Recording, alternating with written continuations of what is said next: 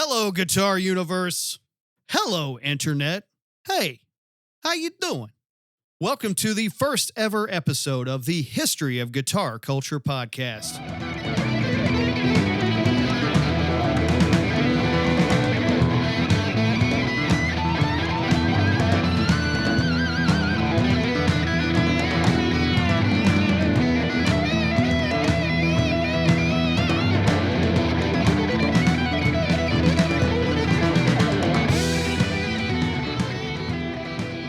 We could have chose anywhere to start this very first episode, but we chose a very specific subject, and that is to explore the history of instructional guitar VHS tapes and DVDs.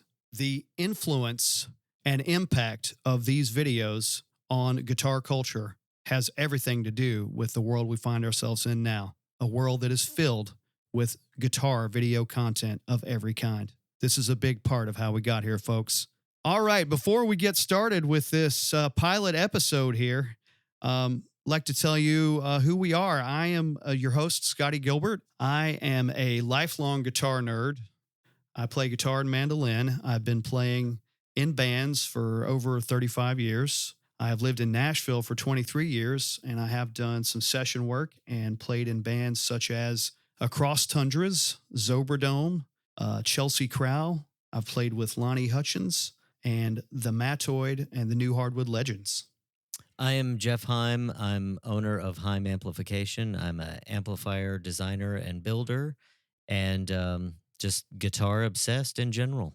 Jeff was nice enough to come and join me on this fun little nerd-tastic adventure, and I very much appreciate you being here, Jeff. Thank you so much. Happy to be here. Awesome. Well, we want to start this thing. We're going to take a little step back in time here. A lot of this podcast will be about jumping around the timeline, talking about how different things in the music business and in guitar technology and innovations came about and changed the way people looked at the instrument, changed the way they played and how they approached things. And back in the day, especially in the early 80s, you walked into a music store, you had your guitars, you had your amps, you had your pedals, and as of about 84, you suddenly had a little section that had a few videotapes for rent or purchase. There were several companies later to come about in this industry, but the very first one was called Starlix. Starlix was a company which was founded in 1982. It was an instructional music publishing company conceived by Mark Freed and co-founded by Andrew Cross and Robert Decker. The company was at the forefront of creating instructional videos featuring well-known musicians, demonstrating their unique musical styles and techniques on camera. In 1984, the company's video portfolio debuted with a wide-ranging group of musicians, including Brian May of Queen, Steve Lukather of Toto, Tony Iommi of Black Sabbath, and Al McKay of Earth, Wind & Fire. So there were lots of other artists on the roster later on. You had Michael Angelo, Larry Carlton, Flea of the Chili Peppers, Brad Gillis of Night Ranger.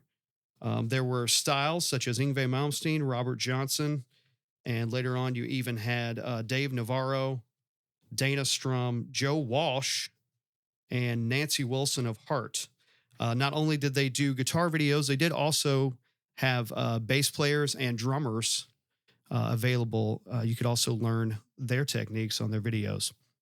So we're going to listen to a little bit of this very first video that they released of Mr. Brian May.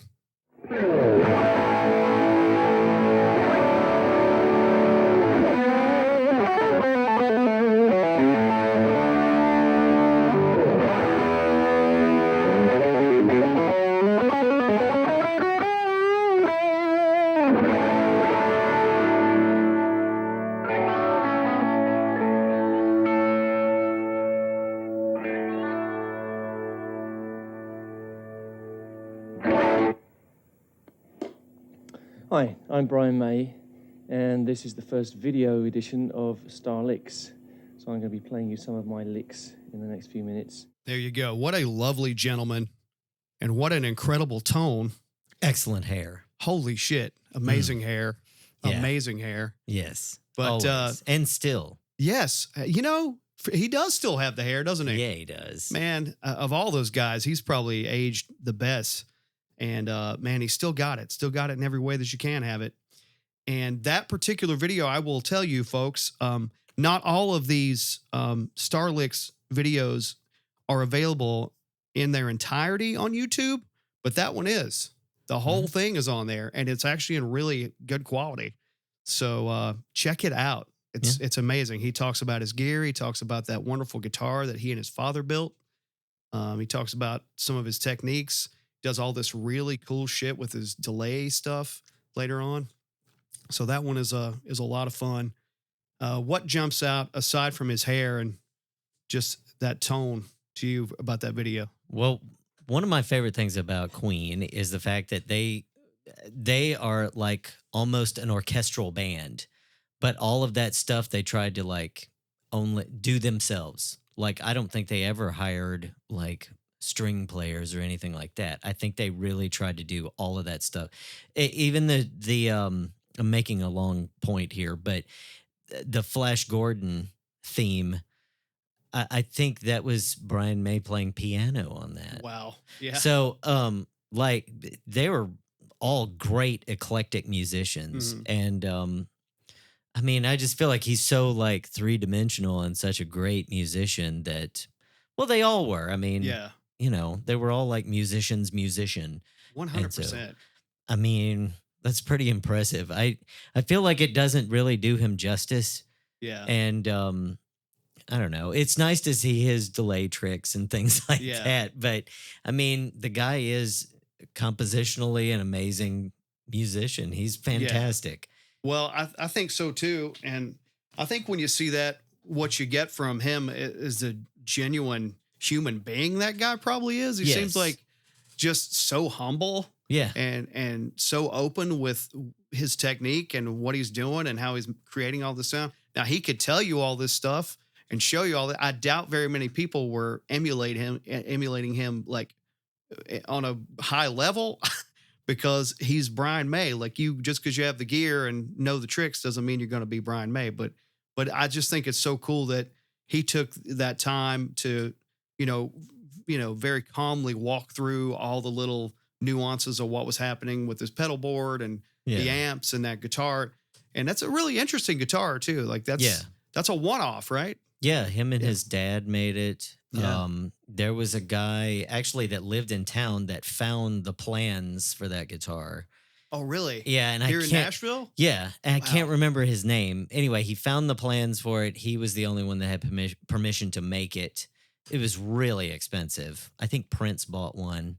I mean, it was Really? his name escapes me. We can look it up later. Oh, that's but okay. Anyway, though, he was in town, and he's oddly enough, small world. This being Nashville, my best friend's wife is best friends with his daughter, and that's how I met him at a party one time. Okay. And he said, "Yeah, I make these guitars." So anyway, I don't really know the whole story. You can go and research all of that kind of stuff, but they're a wacky guitar, and that's the only one he ever played. And I think he plays like an English coin with them or something. I think that's his pick. Yeah. I think that sounds about right. Yeah, this is one of those I think kind of things. We could all look this up. I believe the whammy bar was constructed of a piece of some of the cutlery he got from his mother's dining set or something. Yeah. It kind of looks like a caveman-y guitar too. I mean, it looks like a bolted on neck, whatever. Yeah. But he gets a great super sound functional, out of it. yeah. Yeah, I mean, and so the pickups sound amazing. Yeah, I don't think he's ever played any other guitar. I don't believe he has either. And so, and there's not too many. You think about a distinctive guitar sound. yeah. I can't think of too many other guitar players that had a more distinctive tone than Brian May. You know that sound when you hear it. Yes. Yeah, very And distinctive. the way he uses amps is really interesting. He's excellent, but he has a thing that he goes for. It's a very British sound. He uses AC30s. Right.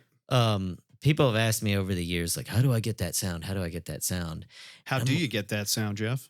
Well, first of all, you have to have a crew member to sit there and change tubes in and out for you. Okay. Because what he'll do is he'll take out a couple of the tubes Uh-huh. in the preamp. Because in an AC30, you've got 3 channels. Right. 75% of the circuit is the vibrato tremolo. And if you've ever played an AC30, you know how it's got that warbly wah, wah, wah, wah, wah, wah, Yeah. wah, wah kind of, which is beautiful.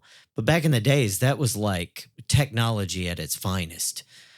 Just getting the tone to warble like that is really difficult. But nobody ever uses that.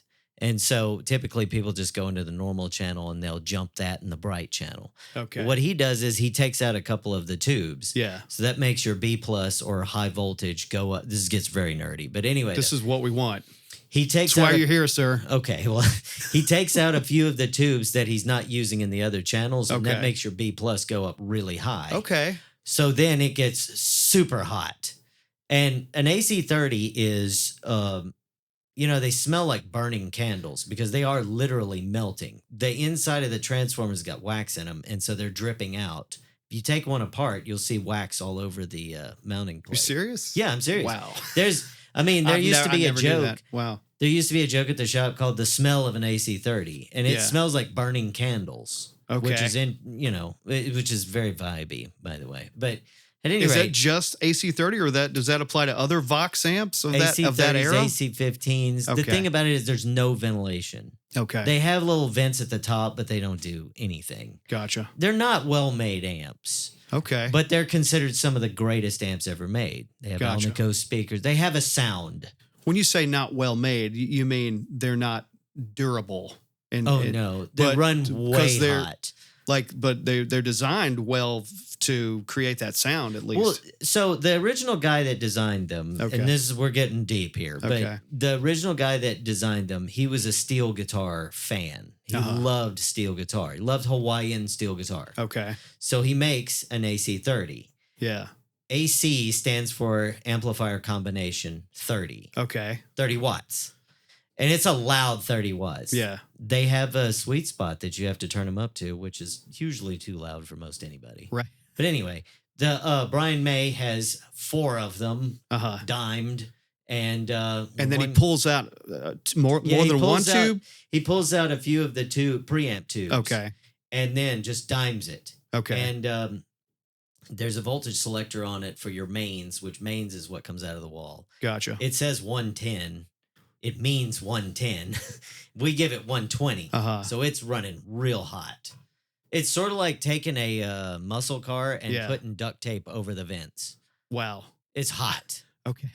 I mean, it melts. But Wow. man, it sounds amazing. That's so cool. So help me out on this a little bit because the actual inner workings of the tube amps and all these things, I'm still learning, to be honest with you. So how is that technique for achieving that particular tone?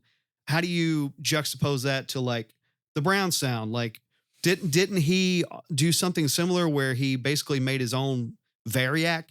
Didn't Yeah. Eddie figured out a way to like dial down the voltage to create that? Well, there's a lot of there's Or those two different ways For the to achieve last- a similar thing, or no? yes. For the last like 23 years, somebody's asked me it's 2 people, Stevie Ray Vaughan Yeah. and Eddie Van Halen.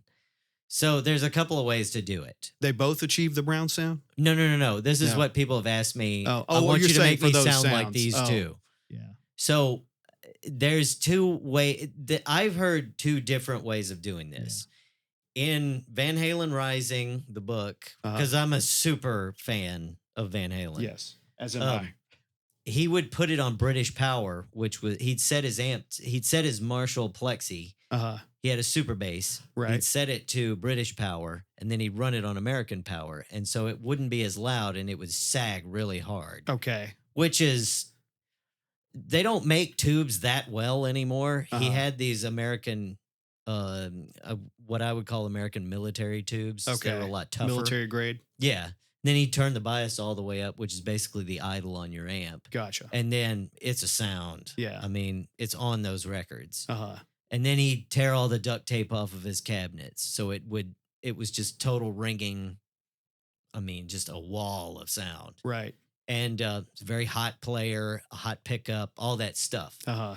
The other way that you can do it is get a Variac and turn it down to, instead of 120, turn it down to 90. Okay. Both don't sound healthy to me. Right. But Well, he did a lot of really experimental stuff like Yeah, he that, where did. he just half the time didn't know what it was going to do, but he was like, "I'm going to give it a shot," yeah, and it just stumbled into brilliance over and Yeah. over again. I mean, y'all yeah. can correct me if I'm Yeah. wrong, but I think he was the first one that came up with potting your I pickups. do believe so. Yeah, the wax potting. Yeah. Yeah, for sure.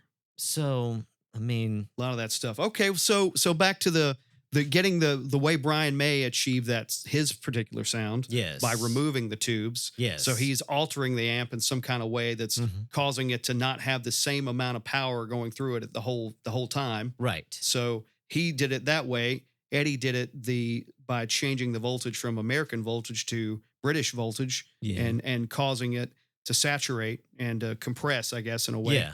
And that's the way he could also said that was the only way he could practice at some kind of low volume, because Right. that was like a trick. He figured out he could practice at a low volume, because back then, especially in the 70s, you couldn't get a practice amp that had, some kind of overdrive that wasn't loud as fuck. Right. Right. That was the only way he could. A achieve 100 it. watt Marshall, people don't understand. 100 watt Marshall is so loud. Loud AF. Yeah. Yes. Oh yeah. It is incredibly loud. Right. And there are in either Van Halen Rising or the other one, the other Van Halen book that I read, there were places that they couldn't play because they Yeah. were so loud. And it's the same with Quiet Riot, Randy Rhoads. They Uh-huh. got shut down a couple of places because he was so loud. Wow. And I can't imagine. Because these were 100-watt Marshalls that Oh, were yeah. just dimed. dimed Yeah. Okay. with, pretty hot Yeah. pickups and And for those of you who don't know, diming just means it's cranked. all the way. It's cranked to yes. 11. Yes. Okay. Hearing damage loud. Yes. Gotcha. Yeah, they tried to, I think it was Quiet Riot in that Randy Rhoads documentary. They said they tried to Uh-huh. play outside and they were like, no way. Wow. It's too loud. That's great. So- Okay. Well, this would be a perfect little segue. Why don't we now go to a clip of Mr. Carlos Cavazo? This is another little sampler which is another great thing about these old school, all these old school instructional videos. Almost all of them started with some kind of intro of the guy just shredding, just rocking out. They almost all start with something like that. Yes, but I would also like to say about Yeah. I met Carlos Cavazos. Okay. And he is an underrated great guitar player. Absolutely. He Absolutely. had to fill some big shoes. He sure did. But he was great. Yes. It's Yeah. great. It's great. Absolutely. And now plays with Rat. We talked Yes. about it. He now plays with Rat. But yeah, let's check that out real quick. Carlos Cavazo.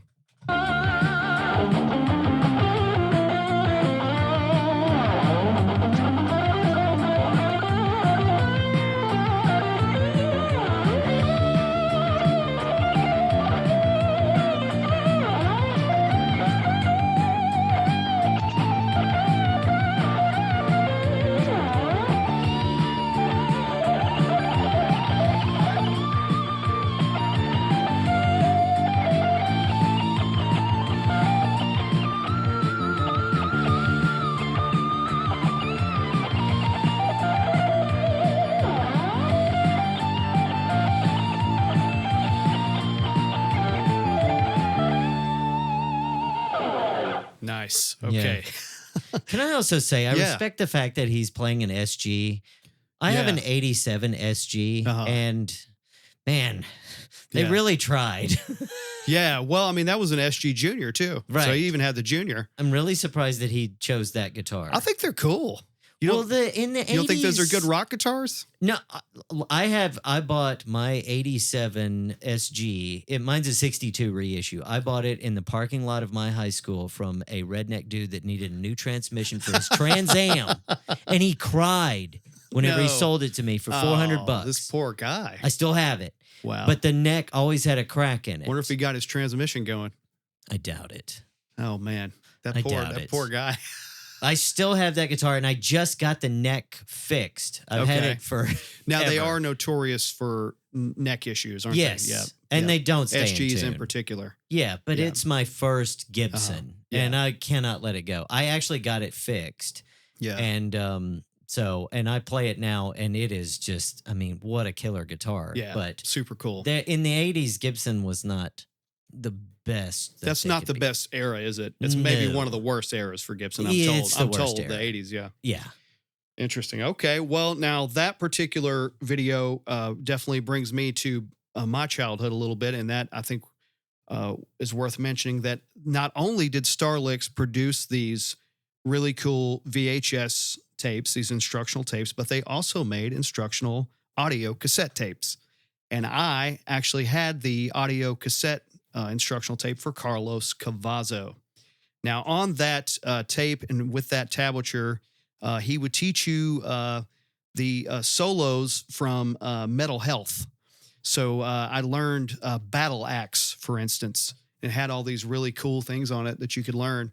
And so, yeah, there were other programs and stuff too going on. But yeah, he's a really cool guy. I mean, not one of the more technical players from that era, but just a really cool rock guitar player who fit the songs, fit the solos, fit those songs perfectly. Yeah. He didn't do anything more or less than he needed to do. They just fit, like a glove. And he's just a cool player. But yeah, to fill Randy Rhoads' shoes, I mean, you think the name Randy Rhoads, it's a blonde guy with kind of spiky, cool hair. Carlos Cavazo, blonde guy, kind of spiky, cool hair. Yeah. Like they definitely were trying to fill those shoes. An image. Yeah, they were definitely trying to adhere to that. I saw him play. He was in, they got a bunch of musicians together to play like hits from all these different bands. And he was obviously, Ozzy or wait, did he play with Ozzy? Who? Carlos Cavazo. No, but someone the else bass player. Rudy Sarzo.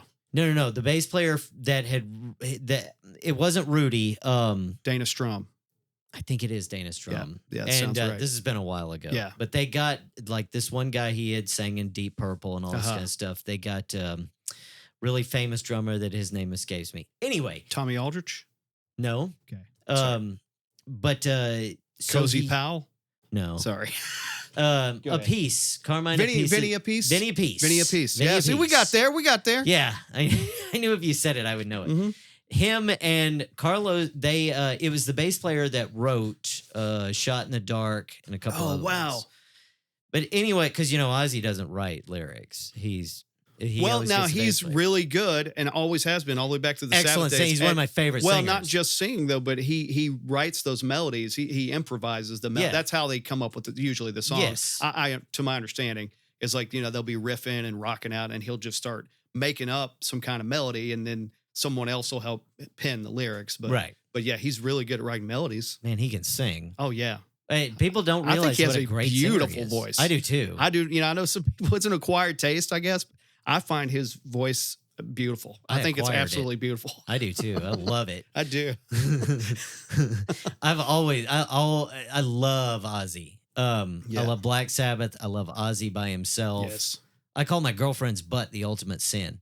You know that record cover with the woman wearing the left? Yes. It's tiger print, I think. Yes. Yeah. I'm such a crazy Ozzy fan. Me too, dude. Me too. Yeah, so Carlos played a lot of these. You must have a really cool girlfriend. I'll just throw it out there. Yeah, she's she's like really cool. You call her butt she the ultimate get sin. it, but she's like, has she seen the video? And I'm like, no, you got to see this. She's seen the T-shirts. Yeah, I show her the album cover and stuff, and she's like, yeah, okay. But anyway, though, so he played like the Randy Rhoads, like he played Crazy Train and all that kind of stuff at this super group concert. Yeah. And I mean, it was like walk in the park to him. I mean, he is technically a great player. Oh, absolutely. Not as flashy as some would be. But he played all the Rhoads stuff, you're saying? Yeah. Carlos did? Oh, yeah. Oh, yeah. Well, he seems to be a very studied player. Yeah, he and not only that, like he's one of those guys from that era that probably never stopped progressing. Yeah. That guy's probably been practicing and continuing to evolve as a player this whole time. He did. And not everybody did. A lot of people just kind of had their flash in the pan and then they got bored or overdosed or whatever else happened to him, But he wasn't one of those dudes. He, continued to progress. He treated it like a, like a job, like work. I'm going to go to work. And all he wanted to do was talk about vintage amps. Yeah. So How long did you get to talk to him? Not long. A little bit? Okay. But he was like, "Hey man, look at this." Yeah. So How cool. I can appreciate that. Well, you need to sell him one of your amps. This is years ago. Oh, okay, I got you. But yeah, it was at a place that had really nice gear. Yeah. And he was just so enamored that they had vintage like heads and Yeah. things like that. So Oh, that's super cool. yeah. Okay, well, let's talk about like what were some of your formative experiences with instructional guitar videos? Well, so I had the Mr. Scary. I had the George Lynch The one. George Lynch, I absolutely. had a couple of other ones. The main thing that I remember in the beginning were those. They did books also, Uh-huh. but it was like a glossy book, and it would have different guitar players on it, and it came with the cassette tape. Yeah, And some of the songs were wrong, like they were tabbed out wrong. I believe that. And I remember one of them had, it was like Stevie Ray Vaughan, Jeff Beck, all these people, and it had Bon Jovi on it. Oh, really? Because he's an awesome guitar player. And I just remember like the why would guitar I- stylings of one Mr. John Yeah, Bon Jovi. John Bon Jovi. Not The- even Richie Sambora. John Bon Jovi. You know who really knows his way around a well swept arpeggio? It's that John Bon Jovi. Yeah, he's just ripping licks. Yeah, I think I still have that book somewhere, but I always thought that was the funniest thing that he was on there. And I'm like, what has he ever done? Yeah, But hey, I own the book. yeah. Well, that's That pretty was great. that. Well, Yeah. let's take a quick listen to a little bit of the George Lynch instructional video. Now, this was not Starlicks. This was REH. Hot Licks was the company, but let's take a quick listen to George Lynch here.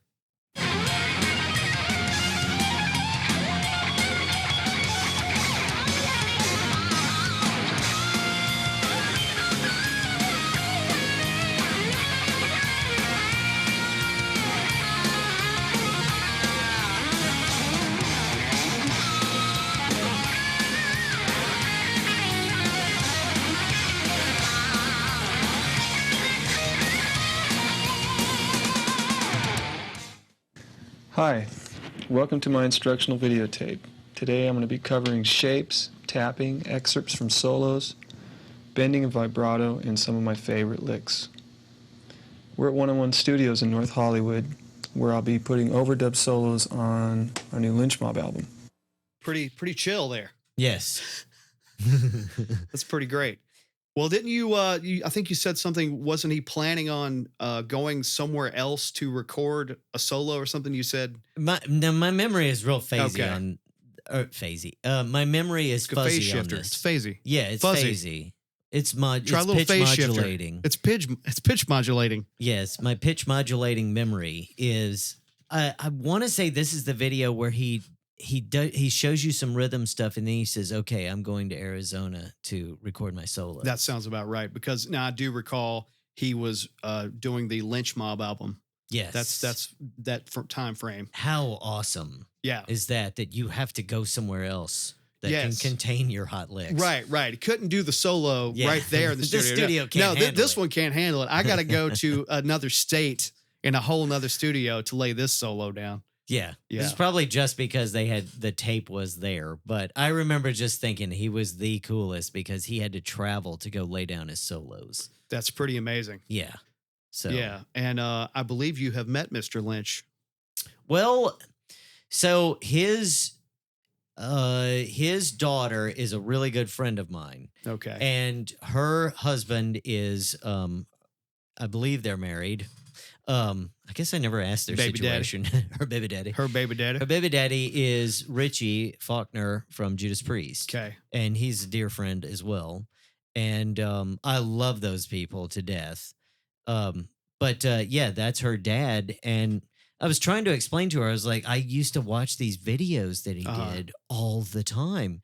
And I don't normally get starstruck, but it's like whenever you meet somebody that from your childhood, I tried to explain this last time. It's like you know them. Right. And it's a little weird. Yeah. Yeah. And- How could you not be starstruck Yeah. by someone that you've been loving and paying attention to your whole life? It's You know you're what I not mean? cool when Yeah. you meet them, but it's like I know you and Yeah. they don't know you, and they're Yeah. like, get away from me. But I do think that whenever it's somebody that you grew up with, they're like family to you. Yeah. And George Lynch is like family. That's so cool, man. He is one of my all-time favorite guitar players, especially the 14-year-old Scotty. Like, man, that child, that adolescent still lives within me somewhere, and it will never not be excited to hear the solo to Dream Warriors or the solo to Mr. Scary or In My Dreams or any of that stuff from Back for the Attack, Under Lock and Key. I'll never not be impressed by that stuff. And I think his playing on the Lynch Mob stuff is just as good. Absolutely. And did you ever happen to hear, Jeff, his solo record called Sacred Groove? If I did, it's been a long time ago. You have to check it out sometime if you haven't, or I revisit it, will. because that was kind of his, it's all instrumental, Ooh, but it's got some really sick shit on it. I'm yeah. sure. Yeah. It's got some really interesting kind of directions he goes, and he even kind of does some kind of like a flamenco kind of stuff at Yeah. one point. But yeah, he was just a phenomenal player, and another one of those Pasadena, Los Angeles area guys from that era. He was right there in that mix with Eddie Van Halen and Randy Rhoads, and he was right there. As a matter of fact, as I recall, he almost got the job with Ozzy twice. Mm-hmm. Twice he was almost with Ozzy, and so he was like right in that mix with all those guys, and continued to grow as a player all through that era. And yeah, I mean, he's just an amazing player who brought so much like technique to what he was doing, all that legato stuff. There's so much in his phrasing that's unique and distinctive. The way that guy would grab a note and just hold it, and it just seemed like it would hang in the air forever. Yeah. He was just so good with that. And interesting also, and I believe we did talk about this once before, but the fact that he says he is completely ignorant when it comes to music theory. Yes. Doesn't sound like it. No, but I saw, and you can see this on YouTube Yeah. too. I think it was Dave Navarro was trying to do some kind of a guitar like show, Yeah. and he Trying. had George on, Yeah. and they were sitting there playing along, and Dave goes, "Well, I don't really know what the notes are going up here," and he goes, "I don't either." So, Dude, you gotta fucking love that. You Yeah. gotta love that these guys, like, neither one of them, I don't know. What do you think it is? I think it's F sharp. I don't know. I think without Figure it out. having the theory, there's nobody there to say Yeah. that's not gonna work. Yeah, So they're gonna try it. sure. And Well, one of my all-time, He obviously has good ears, yeah, because yeah, he definitely knows what sounds good and what doesn't. yes, He might not know exactly what scale he's doing or what mode he's in or what even chord sometimes is going on, but he knows enough to get the job done, because that guy's got a hell of a set of ears, man, and just a great feel. And so there's that difference between people that are classically trained and people that are not, and it seems to be about 95% of guitar players just aren't. They're just not classically trained. I know you happen to be, although you shudder when people mention that, because yeah, you it feel like sounds you have gross. doesn't feel right in your head to hear people say that, but It you're doesn't. one of the rare few that I know that's classically trained. But I'll tell you this: whenever you first start in music school, you have just tons of rules that you have to abide by. Right. Like you'll do a harmony class, and they're like, "Well, you can't have parallel fifths and you can't have parallel thirds, but you got to write a choir piece or something Yeah. like that." They give you all these rules, and then you can start breaking the rules and do whatever. And so it's there's that thing in the back of my mind that goes, "This is not gonna work. This is not gonna work." It might work. Yeah. It might be. So, Well, yeah, it's almost like you have to actually learn what the rules are before you can properly break them. right. That's kind of the And concept, right? I'm always like really fascinated by people that just they have no idea, but they do something so brilliant. Yeah. And this is way off subject, but you know the band Neurosis, Mhm. Through Silver and Blood, that record. I'm not sure. That is an orchestral piece. Yeah. That is unbelievable. I'll check it out. None of those guys went to music school. Okay. There's 16 tracks of like keyboards Uh-huh. that get buried. Wow. They have no rules, but Yeah. it is the most beautiful stuff. I mean, whenever you That's can so cool. like go with your ear. I Yeah. mean, look at as Well, that's people, just art, man. I mean, it that's, is. that's the whole thing. It's like art. It doesn't come from that analytical side of the brain anyway. Right. You know, that's not where the good shit comes from. You know, Yes. it comes from the heart. You know, and just the raw expression. I don't So- think that Kurt Cobain knew more than a bar chord. Yeah. I really don't. But man, the guy could write a melody. He could write a catchy tune. Yes. Whether you liked him or not. Yeah.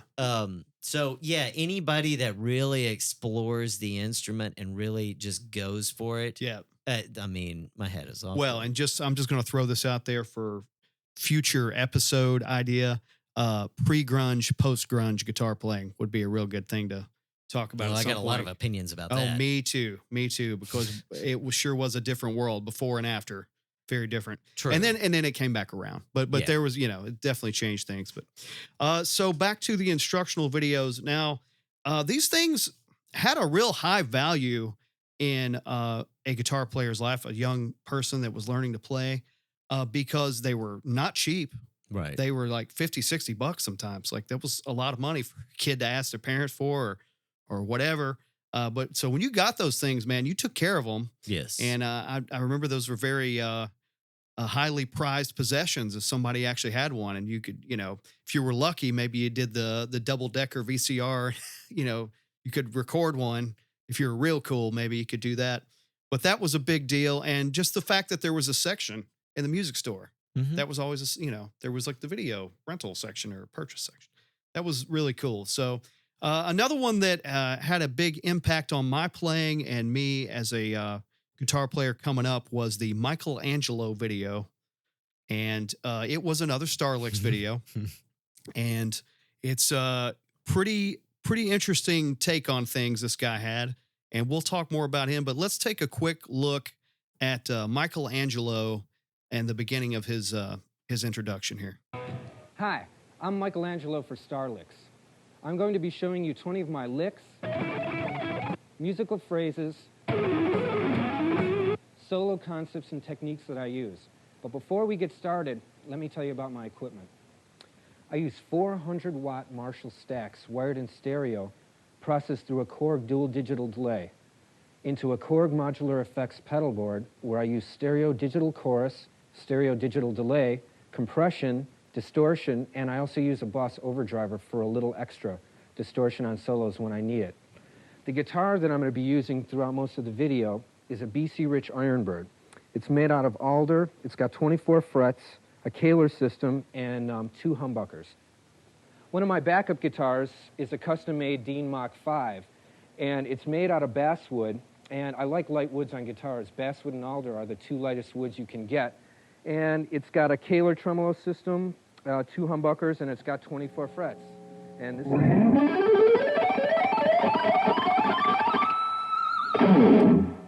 As you can see, this guitar is pretty beat up, and it's pretty beat up because of doing things on stage like this.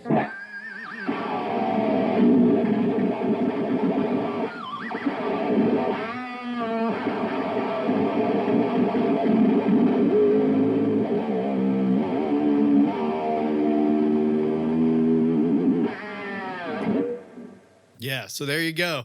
Interesting. Wow. 4 full stack 100-watt Marshalls. Jesus Christ, dude. There have been some times where I have just made the light work in a dummy head. Okay. I've actually done that more times than I'd like to admit to. There are some dummy heads out there that Okay. have no electronics in them. It's just a head with a light that you turn it on and it looks like it's on. Okay. So Do you think that he was doing that? Or do you think he had... there's no sound man that would let you Okay. like play 4 at a time like that. Yeah? No Yeah. way. Besides that, he has most of his effects, I believe he's running through an effects loop, which is in the power amp of one of them.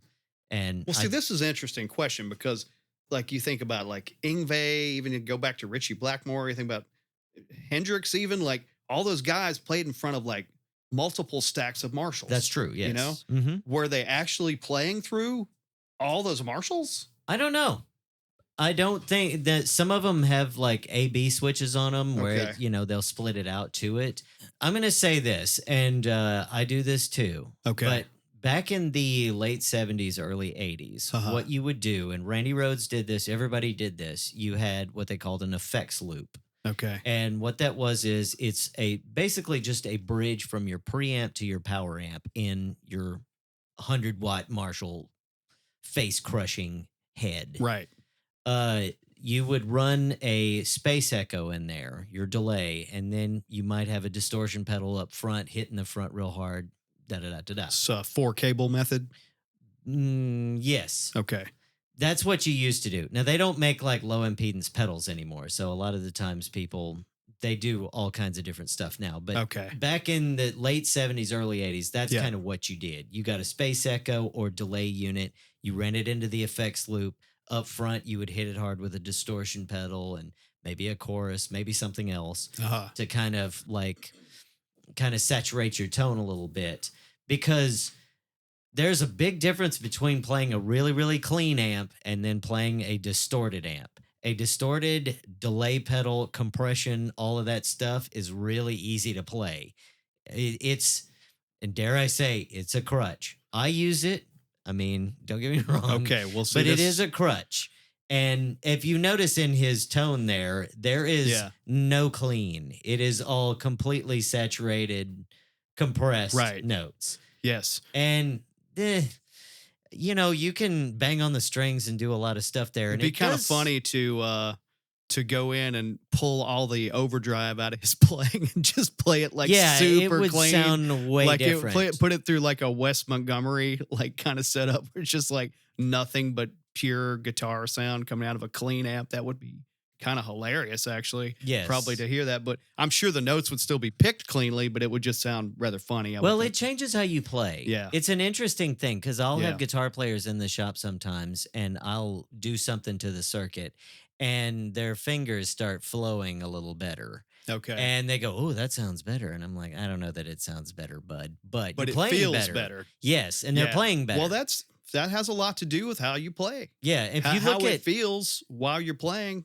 Eric you know? Johnson, Yeah. he is very saturated tone. Yes. He almost takes all of the treble out of Another one of his. my absolute all-time favorite Killer guitar player. players. Oh my God.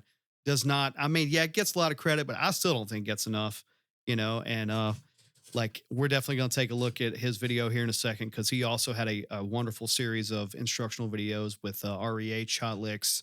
But yeah, his control over his tone is masterful, and that he's able to kind of make it a little bit dirty here and there, but it's just, I don't know, it's just so beautiful and sparkly the way stuff just bounces around in his sound, Mhm. But, it's interesting. Steve Vai said that when he played with Frank Zappa, he was already like this genius player by the time he got to Zappa, and that's how he got the gig. But he just didn't understand guitar tone. And he said, when he was setting up and he was like starting to learn all these intricate, crazy Frank Zappa, you can imagine how hard it would be to start learning that set, whatever that set would have been for the day.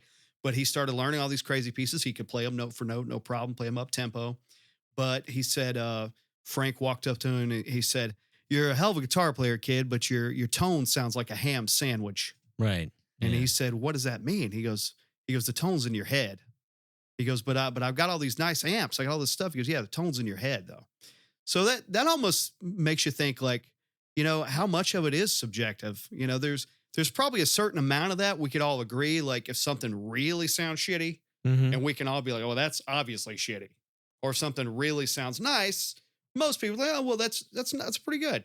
But there's definitely a lot of weird gray area where this stuff is subjective Yeah. when Oh it yeah. comes to tone. Oh yeah. I So- mean, I could sit here and talk about speakers are like, what kind of shoes do you like to wear? Uh-huh. There's a million different kinds, and Sure. people will be like, "Oh, you're an Yeah. idiot. You like Yeah. those?" Yeah. So, I mean, there's a tube brand in a certain section Uh-huh. like that gets pretty heated sometimes. For sure. Pun intended, because they have heaters in them. But at any rate, that was a nerd joke. No, I like that. But More of that. it is it's very, very if you really delve deep into how these guys get what they get, it's never really conventional. It's never really, oh, I have a chord and I go into a Fender Twin and there it is. Yeah. It's there's so much to it. Right. In the 80s was when that really started to like go with Bradshaw rigs and all the pedals that came out and all that stuff. Okay, awesome. Well, look, before we get to these other clips, we're about to throw to some fun clips, but let's talk a little bit more about Michael Angelo, because this guy, love him or hate him, and a lot of people did used to hate on the sounds that he was playing, the notes he chose, but no one ever could say this guy is not an absolute freak musician because he's 100% ambidextrous. Yes. I've never seen any other guitar player be able to play all the things left-handed or right-handed this guy can play. So you have to appreciate the sheer athleticism that this dude has. And it's just so over the top, all the crazy, the double neck guitars, so metal, dude. It's just so over the top, like metal. And one of the things that I remember from Headbangers Ball, I know he was in this band Nitro. Yes. And the singer's name was Jim Gillette. Now, I don't know if he was related to the Gillette shaving cream company or not, but his name was Jim Gillette. And he was this wild singer who supposedly had this crazy 12-octave range or something, and he could break wine glasses with his voice. But at one point on the Headbangers Ball, I remember this, Michelangelo's standing there, and he's just ripping this crazy, like, speed solo, shreddy thing. And he gets done, and Jim Gillette goes, anytime, anywhere, who wants it? He'll shred you to hell. Just like pro wrestling style. Yeah. And I was like, this is so fucking cool. I was like, this is so fucking cool. And I think it was one of the things that made me want to like get that video, maybe even. But yeah, I don't know that there's a lot to be said about tone or note choice or anything like that. But when you talk about how the 80s in particular was an absolute arms race for technique. Yeah. Which was what it was. It went, you start in the late 70s, you got, there's pre Van Halen, post Van Halen, but now we're post Van Halen. So we're in this post Van Halen world where all this stuff has been unlocked. Everybody's tapping, everybody's speed picking, everybody's trying to outdo each other with all this insanely intricate stuff. And so, Michelangelo is kind of like the end result of that. Like, okay, well, how fast can you go? And this guy's like, well, I can go this fast and I can do it with both hands. Right. It's like there's fire coming out of this dude's guitars. So like just for the sheer spectacle of it. And it's more, I do see it more of like a circus act kind of thing. But I respect the hell out of him just physically that he could do this stuff. So well, I like your analogy of the pro wrestling because that's really how you get young boys into some kind of insane, like just absurdity that is metal guitar playing. Yes. And for someone to go out and like boast about shredding your face and stuff, I mean, dude, that's how you did it. Yeah. Yeah, and he threw down the gauntlet on Headbangers Ball, no less. That was a big place to do it, Yeah, on well, of course. Ball. Like he go big. I mean, I remember there was that is a whole world. You had all these guitar players that like they were in big bands like Reb Beach. Okay, like Winger or not, Reb Beach was like his own kind of super. Yeah, he was his own superstar. Yes, 100%. Also a session guy. Yeah. Right? Also, yes, he played on a lot of sessions around that time, and the Extreme. Nuno Betancourt. Still doing it. He's like he's with Rihanna back now. He is not. He is. He's dating Rihanna. No. He plays guitar in her band. I was so hyped for him. Well, that's even cooler. He's playing, I guess. Yeah. But yeah, oh, that's great, man. But well, all of those people, whether you like those bands or not, they kind of have their own world of stuff. And, they still, I think there's the G2 tours that they have. There was G2, G3 that all started with Satriani, Via, and I think Eric Johnson was the first one, those three. And then it was later with Malmsteen and John Petrucci. Even came through it there. And Malmsteen, here's the thing about that guy. Yeah. I cannot listen to the lyrics. Oh, they're so fucking silly. But the playing is so great. I just had this conversation the other day. Like, like I was trying to explain to my friend Randy, like you don't understand how cheesy and dumb this music is. It's so dumb, but it just didn't matter because the whole purpose of the song was to get you to the guitar solo. Right. Yeah. So there wasn't like there was somebody in the studio being like, you sure we should sing about that, Yngwie? It's a little bit cheesy, man. You know, I don't think there was somebody sitting there like saying maybe we should rethink these lyrics or rethink this. No, they were just like, fuck yes, let's more of this. Yes, of course. More and more. I remember you know, one of my because friends. as he said, you know, somebody once told him less is more. And he said, what's this? This is bullshit. More is more. Of course, more is more. That's his big quote, by the way. Yeah. I don't think he really got that. My friend used to quote, this is one of his lyrics, I will not die because I will fly. Wow. End quote. Now, did he do that when he was on the plane? Is that the famous? No, that's like Trilogy Suite, I think. Oh, okay. That's okay. like, I think it's in that song. That's fantastic. yeah. yeah. It's, Dude, I by have the a hard way, time getting through is some there of that. a cooler rock and roll like shredder record cover than Yngwie fighting a fucking dragon with his Stratocaster? Like, is I there? don't know Is that there? I'd go with cool. Yeah, but- I mean, I think that's about as over the top for its time. Well, Mm. cool being cool in a bad way, like the same way I like B movies, like cool. You know what I mean? Like Okay. it's cool in a bad way, but it's amazing. Like I Well- mean, you have to say that's amazing. I think that's just so great. And again, there was no, he did. There's no tongue in cheek there. There's not like a little wink or nod to the camera. It's like, no, I'm this fucking powerful. Like, yes, you I get it. show me defeating a dragon with these arpeggios. That's what's going on here. I have nothing but respect for the man. But now back to the Michelangelo thing real quick. I did happen to meet him, and I met him in a clinic. I met him in a clinic in Richlands, Virginia, in the early '90s. And I was kind of a little hotshot guitar player in my area, and I thought I was real badass. And I was like, I'd seen his videos and stuff, so I went with my friends to be like, oh, I'm cool, man. Like, let's go see Michelangelo. Like, I learned from this guy. You'll see why I'm so good. Come see this guy. So I go and I see him, and I will tell you, he was even playing some like Albert Lee kind of chicken picking stuff, which blew my mind. Yes. I didn't know he could do that. He was like, just to show you, like, I don't just do rock. So the guy's got a lot of chops, got a lot of technique, but I couldn't help myself when I got up there to meet him. I've had this thing about meeting famous people my whole life. Anytime I'm in proximity, I just say something dumb. I just don't know what it is about me, but it's almost as if I have to like screw it up. I have to like piss him off. So when I got up there to meet him, I had him sign a thing for my father because my dad was all into him as well. So he signed this thing for my dad. It was like a picture, a little glossy, 8x9, whatever. And he said, anything else I can do for you? I said, can I just ask you a quick question? He goes, sure, young man. What's your question? And I said, who came up with the neoclassical thing in shred guitar first? Was it you or Yngwie? And when I said Yngwie's name, like, I swear I saw the devil in his fucking eyes for you a don't second. do He was like, that. oh. And he goes, yeah, you probably want to check out Richie Blackmore, And I was like, okay, cool, fair enough. But I don't know why I had to go there, but he didn't appreciate that. But I'm sure that dude had that name thrown at him a lot.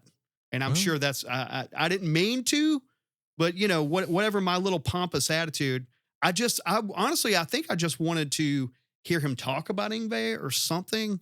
But yeah, he didn't appreciate that question. Let me tell you, there's a steadfast rule to meeting Yeah. your heroes. Yeah. Don't ever bring up old bandmates. Don't ever talk about like Their rivals. their rivals. Don't ever talk about any of that because you never know that might not be good. Yeah, when you never want to burn bridges. Right. Certainly not with your heroes. Yes. But again, this was all out of nervousness. I think I was just literally. Oh, I know. Yeah, I've just been there. starstruck and nervous, and Yeah. Let me just say the absolute worst thing, almost like a kind of a form of Tourette's. Like Yeah. you just like let me think of the most embarrassing thing and dumbest thing I could possibly say right now, and I'll say that. I did a horrible thing to I'm better now, but Jimmy in Chicago. I'm a Uh-huh. huge Chicago fan. I Okay. make no apologies. Okay. I love Chicago. And believe it or not, one of my favorite records by them. I like the early 70s stuff, but 17 is still the one with all the 80s hits on it. yeah, So Jimmy, the trumpet player Uh-huh. and also keyboard player, and he wrote some of the big hits too. He comes into the shop one day. He was Yeah. getting something fixed for his kid. yeah, And I said, "Hey, man, I'd like for you to sign my copy. When you come back to pick up, I want you Yeah. to sign my copy of 17." And he Right. said, well, why don't you just get Jason to sign it? Jason Schiff, the replacement of Peter Cetera. Oh, And I was wow. like, well, he's not on it. Oh, And oh. it turns out that was the record that like tore them apart. Oh, man. This is before I knew about that was the one that Peter Cetera was like, I can't be with you people. So you touched a nerve. Oh, I really touched it. I could tell he was not Oh, man. pleased. Well. But I mean, that as from my childhood, that was Yeah. like one of those great records. Yeah. And turns out they didn't write any of that stuff. It was all that famous producer that did it, David Foster. Okay. He wrote all those songs. Okay. And but anyway, David Foster is just a real talent. I mean, he is a mad genius with the songs. Right on. But that was the one that like completely tore them apart, and that Okay. was the last one with Cetera and all that stuff. Gotcha. So Gotcha. my bad. Well, hey, it happens, man. We get nervous. We do. Get nervous around your heroes. It happens. And I didn't know that they were like battling it out and stuff. So Right. but still a fan. So earlier you had mentioned the Bradshaw rig, Yes. and that made me think of a specific person I'd like to listen to, and that's Mr. Night Ranger himself, Mr. Brad Gillis. one of my favorites. So let's go to a quick clip of Brad Gillis, if we can, and check that out.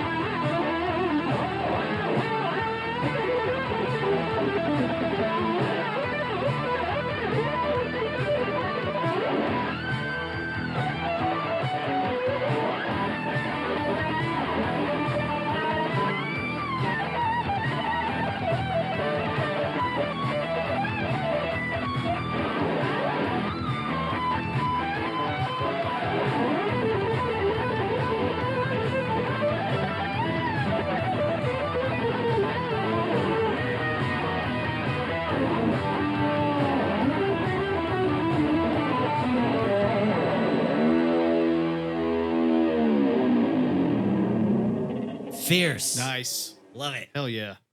He's one of my favorites. I just saw Night Ranger a couple of months ago, and he played that guitar and only that guitar. That's so cool. He still has that same axe. Oh, he didn't change out the whole show. That's what he played. that is his go-to guitar. That's his guitar. Was and that's Jeff it. Watson still there too? No. Okay. There was some There's other some other guy. gentleman. Okay. Yeah. Yeah, well, that's really cool, and I think that dude had a lot of interesting stuff with his whammy bar techniques. Were some Oh, yeah. innovative things that he came up with, and that dude also has that Ozzy connection Mm-hmm. because he also played on "Speak of the Devil," Yes. which was the live album Ozzy did after Randy passed away. Mm-hmm. Yeah, and that's a great record. Yes. Yeah. I remember I just got out of music school and I wanted to be a film scorer. I thought, oh, with all this knowledge, I could do that. And Uh-huh. I was wrong. But I'm working at a film production place, and one of the managers there is an older guy, and he says, "You want to hear the best guitar solo ever?" And I was like, "Okay, old man, dazzle me. I just got out of music school. What do you Yeah. know?" And he plays Night Ranger.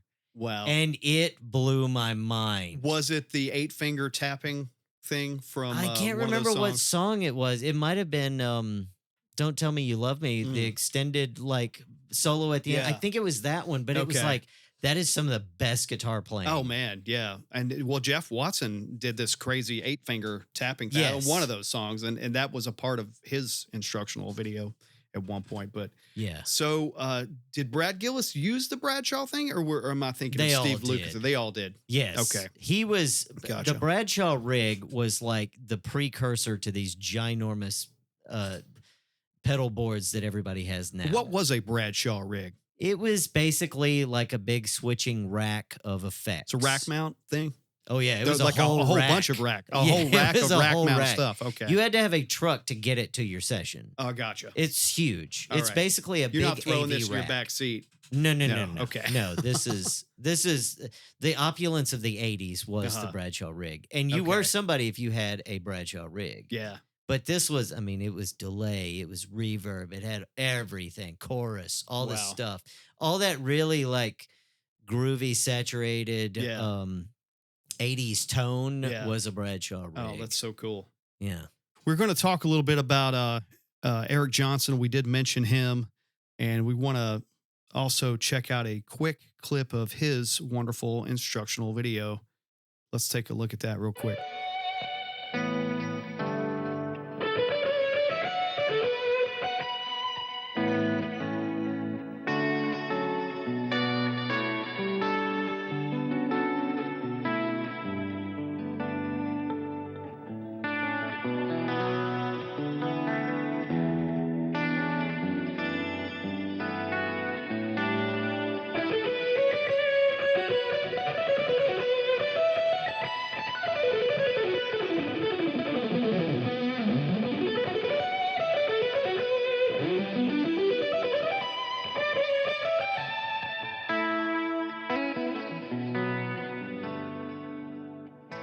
All right. Man, you would know Eric Johnson by the first like chord. Yes. You're like, oh yeah, that's Eric Johnson, right? Absolutely. And the first chord or even just first note. There. You know Mhm. what I mean? Yeah, that's another extremely distinctive tone and style. Yes. Now there's of course Mr. Joe Bonamassa. Do you know Joe, by the way? I've never met him. I've been in the same room with him, but Yeah. I've never really talked about him. I figured but you knew that dude. I love that guy. Yeah.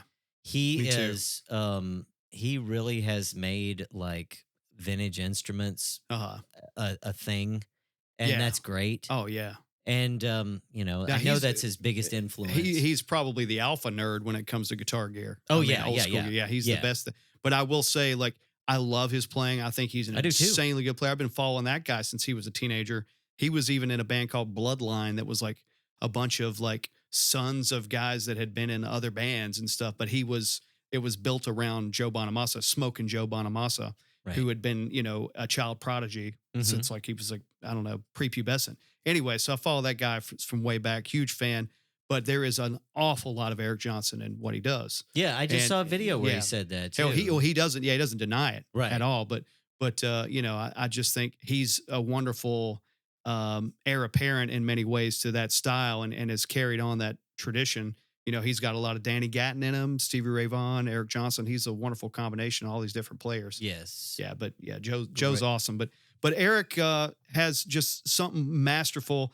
And back to the '80s thing of technique being this arms race and everybody just trying to outdo each other and just play the most intricate, insanely complicated, fast things they could play.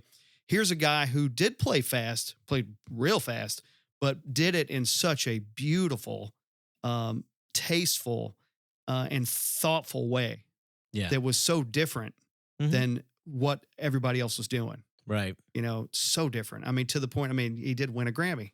Yeah. Yeah. Via Musicom won a Grammy as well as should have, Yeah. But yeah, Cliff Sadover, how many like guitar instrumentals like made it on the radio where they were like so popular, that was, Right. you should like turn on the radio and hear Cliff Sadover. Yeah. Like how cool is that? I know? remember the older kids in high school would like crank that song in their cars.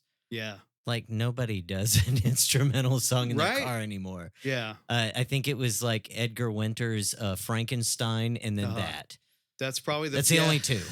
You might hear Eruption every now Yeah, and then. that's true. Yeah. You hear eruption Yeah. just because the tape is rolling. But anyway, Sure.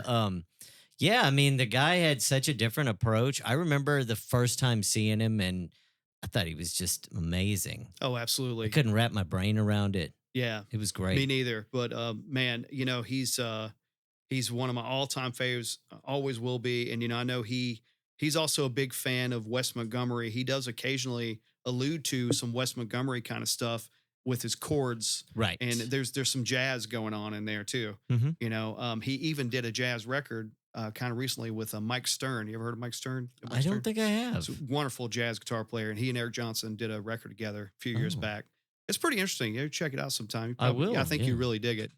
I'm sure But I will. so, in your opinion, and based on what you know of his rig, like what is he using aside from just his touch and just how good his ears are, Mhm. to ebb and flow back and forth between like just enough gain to give it a little dirt and then just back to this super clean, pristine sound. Like he goes back and forth so easily. Fender Twin, Okay. 100-watt amp, and then of course a 100-watt Marshall.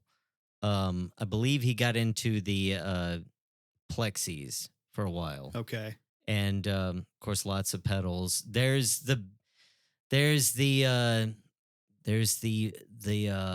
mythological battery story in his fuzz face. Okay. Now which- what's the mythology? That So it's a he dying 9 says- volt? Was it a dying No. 9 volt? Yes. Well, okay. So he has I think it's a fuzz face. I know people are going to correct me. I think it's an old fuzz face, which has a germanium transistor in it. Germanium transistors, by the way, are a pain in the ass. Okay. They're Why? they're heat Why are germanium dependent. transistors? They're heat dependent. Okay. They don't always work. They're very leaky. They're not like a silicone transistor. Silicone's much more stable? Oh yeah, you put them in there, and they're cheap and they work every time. Okay. But germanium is very temperamental, and so Does germanium sound better? it can. Okay. It's got a smoother thing to it. It Gotcha. kind of leaks in a cool way. Sometimes it adds a sustain to your fuzz, Okay. which I like yeah. because a fuzz just kicking it, just I hate that. It just sounds like a wet fart. Okay. But if you've got some sustain underneath Uh-huh. that buzz, then it's like, okay, that's pretty juicy. Gotcha. So now, aren't there even pedals it's a juicier now? fart. There are even pedals now, Jeff, that emulate a dying battery. Yes. So that's even a thing now. Oh yeah, there's Yeah. everything Yeah. now. Okay. But right. he swore up and down that a Duracell battery is the one. That's how he got it to work just right. Okay. And I have a friend that actually has this pedal, and he swears up and down that it is true. Wow. So, people used to like say, "Oh, Eric Johnson, he's crazy. Certain kind of battery. Oh, no way." I have a friend. He swears up and down this is the truth. Okay, so, but I've never tried it, but Okay. I have made fuzzes with germanium new old stock transistors. Uh-huh. It's horrible. It Really? was the worst week of my life. No, it wasn't the worst week, but it was. They're so inconsistent. They don't work right every time. Okay. There are some transistors that are made with silicone and germanium, and those are a little better. But these things are they're so awful and so inconsistent. And, Okay. and that's why the ones that work are $500, $1,000. They're expensive because they work, Gotcha. which is All right. magic. Duly noted. Yes. Silicone, more stable. Germanium can sound better, not nearly as stable. Right. Understood. Okay. And heat dependent. I and think heat dependent. the engineer producer that did the Tool records, Sylvia Massey, you can find her on YouTube, and she's doing a thing where she takes a heat gun and she heats up the germanium Okay. transistor, and it sounds different than when she puts it in a cooler. That's pretty fascinating. It is. Wow. It's weird stuff. Weird How cool. sciencey stuff, but Weird science. I don't like it. I don't like it at all. I want to plug in and it sound exactly the same yes. every time. Well, simplicity is a wonderful thing. Yeah, I don't want it. I don't want that in my head. I don't want it messing with me. Well, what a phenomenal, inspirational player Eric Johnson is, and what a wonderful video that he made multiple instructional videos. Actually, was very kind and generous to the guitar world and said, "Hey, you guys are so fascinated with how I'm doing this. Here's what I'm doing." I still don't think too many people have really reached his level. I mean, I have heard a few people play those solos up tempo, but I rarely hear anybody nail his tone. Yeah. It's one thing to play the notes, up tempo. That's difficult enough, but doing that and having that touch, it's a touch. That guy's just got a masterful touch. Mm. All right, so we're going to talk about somebody else here that both of us are huge fans of, and that is Mr. Paul Gilbert. And I know that you tell me you had some experiences with one of his instructional videos? Oh yeah. The string skipping I watched over and over and over again. And I never could grasp it. I never could get it down. But his the way that he would play like pentatonic scales, with doing it in fourths and that kind of thing. Yeah. I still do that to this day. That's so cool. That's still part of my practice. Yeah.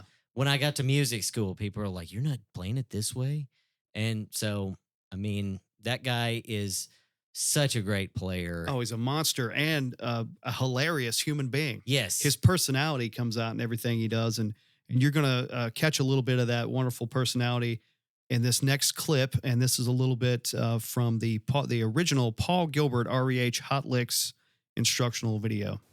Give me an L. L. Give me an I. I. Give me a C. C. Give me a K. K. Give me an S. S. What's that spell? Licks. That's right, licks. Licks. Licks. Licks. Licks. Licks.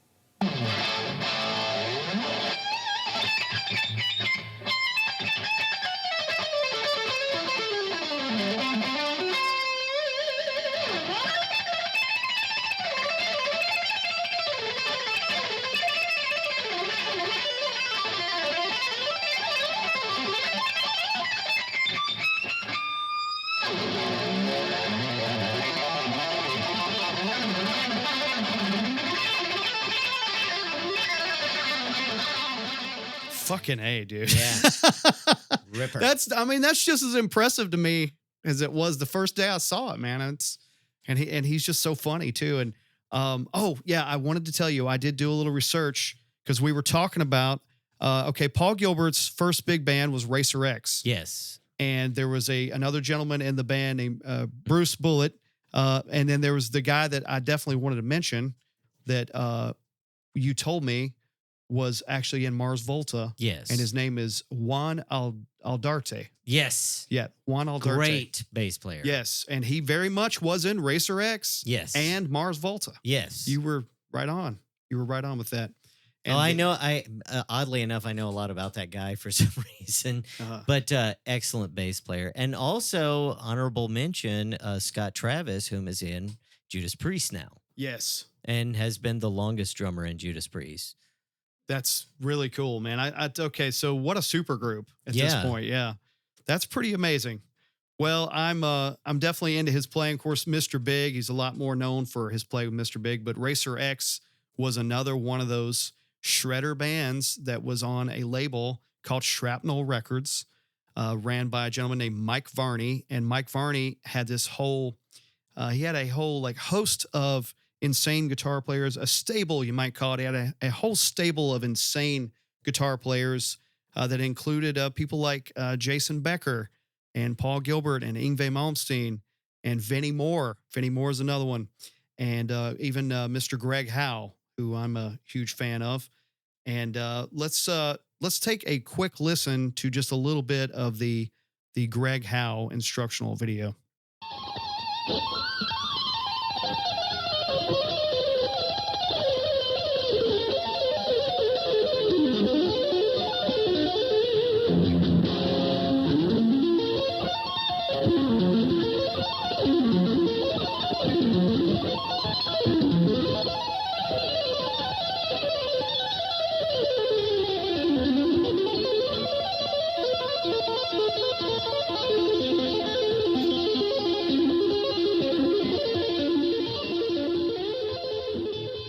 Pretty insane tapping technique there. Yep. Yeah, he was way to go at it. especially good at the right hand tapping technique, or he was just clean. He was just a very clean, jazzy, bluesy, rock fusion-y kind of player.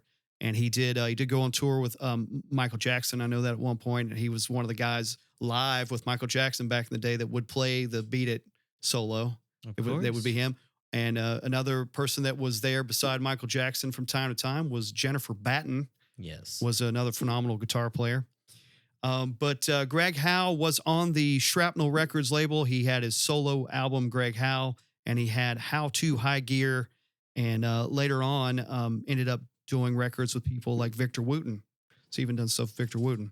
So big fan of his. I'm going to see him here at the City Winery coming up pretty soon in less than a month. That's going to be awesome. But yeah, I guess that's going to wrap us up here for our first episode of the History of Guitar Culture podcast. Man, what a fun walk back through these old instructional videos. And, you know, again, we live in a time where all these things are on tap now, and it's a lot easier for people to learn stuff. And that's wonderful that these resources are available. But I think it is important to have a sense of history that there was a different time when the only way you could learn a lot of these things was through an instructional video or perhaps a magazine or an instructional book of some kind. So it's a big part of the story of how people developed their technique and shared their techniques, and that incredible arms race that was the 80s and early 90s of guitar playing. But I want to thank you so much, Mr. Jeff Heim, for being a part of this thing. Thanks for having me, man. Really appreciate it was a lot it. of fun. Had Always a blast. love seeing these old videos. Yes, as do I. And we will see you guys on the next episode. Thank you so much for joining us.